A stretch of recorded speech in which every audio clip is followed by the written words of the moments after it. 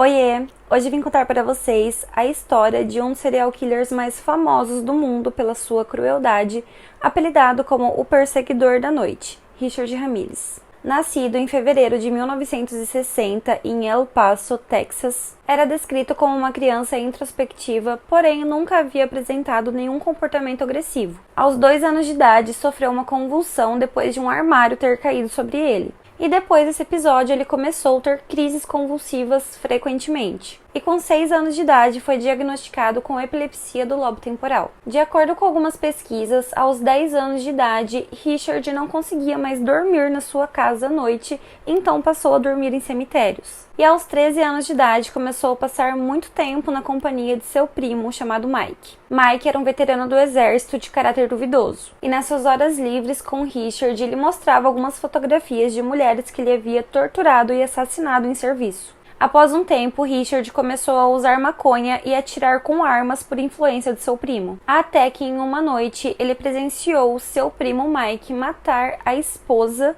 com requintes de crueldade e não se assustou nem um pouco com isso. Após esse episódio, ele começou a se mostrar muito mais rebelde do que já era. Começou a faltar à escola para usar drogas e afins. E não demorou muito para que ele começasse a fazer assaltos para financiar o seu vício. E inclusive foi preso 2 vezes por estar em posse de entorpecentes. Ainda na adolescência, ele abandonou os estudos e começou a usar cocaína frequentemente. Além disso, seus assaltos começaram a ser muito mais frequentes, chegando até a furtar carros. Nos anos de 1981 e 1984, Richard foi preso por roubo a carros, mas acabou sendo liberado sem sofrer maiores danos. E apesar dele já ter cometido esses delitos, ninguém imaginava que ele poderia progredir para crimes mais graves. Porém, ainda no ano de 1984, essa história mudou. Richard começou a perambular pelas ruas à noite e viu uma nova oportunidade. Ele adentrava as casas no meio da noite, ia até o quarto do casal,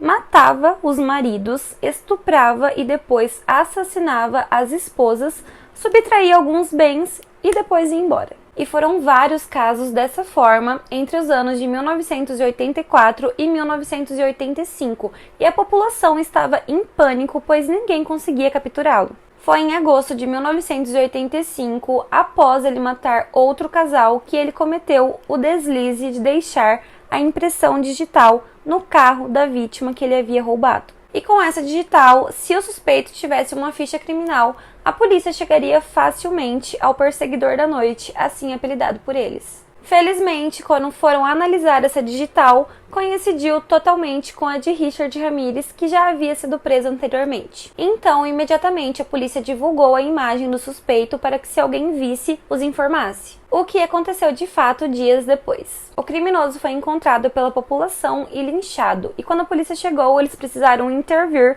pois caso contrário ele seria morto. Ramirez foi preso e acusado primariamente de 13 homicídios, mas posteriormente mais 2 lhe foram atribuídos. O julgamento do réu começou no dia 22 de julho de 1988. Richard em nenhum momento se mostrou arrependido e apareceu com um pentagrama desenhado na mão, além de em todos os momentos fazer referência a coisas satânicas. E em dado momento de seu depoimento ele chegou a dizer: "Seus vermes, vocês dão nojo.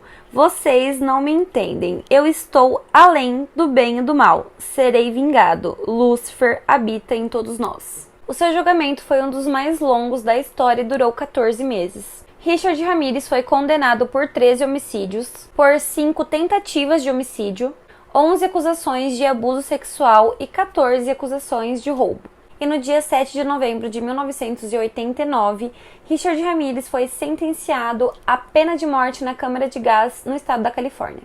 E apesar de ter sido culpado por 13 homicídios, ele confidenciou a um colega de cela que ele matou mais de 20 pessoas. E como de costume, né, que nós já vimos aqui em outras várias histórias que eu já contei sobre serial killer, Richard também era muito assediado e recebia muitas cartas de mulheres. E uma dessas mulheres era editora de um jornal e lhe mandou mais de 75 cartas de amor, que foram notadas por ele, que a pediu em casamento. E eles se casaram no dia 3 de outubro de 1996, na prisão em que Richard esperava por sua execução. E a mulher, ao ser questionada, disse que via nele um garoto que não teve a instrução certa, por isso cometeu vários crimes. E Richard aguardou a sua execução até o dia 7 de junho de 2013. quando veio a falecer devido a uma insuficiência hepática. E a morte dele causou um grande alívio aos familiares das pessoas que ele havia assassinado. E no ano de 2016 foi lançado um filme intitulado como The Night Stalker, que narra a história de Richard e como ele abordava e matava suas vítimas, além de narrar também toda a sistemática de seu longo julgamento e como foram seus últimos dias à espera do corredor da morte. Recentemente, também navegando pela Netflix, vi que tem uma série sobre...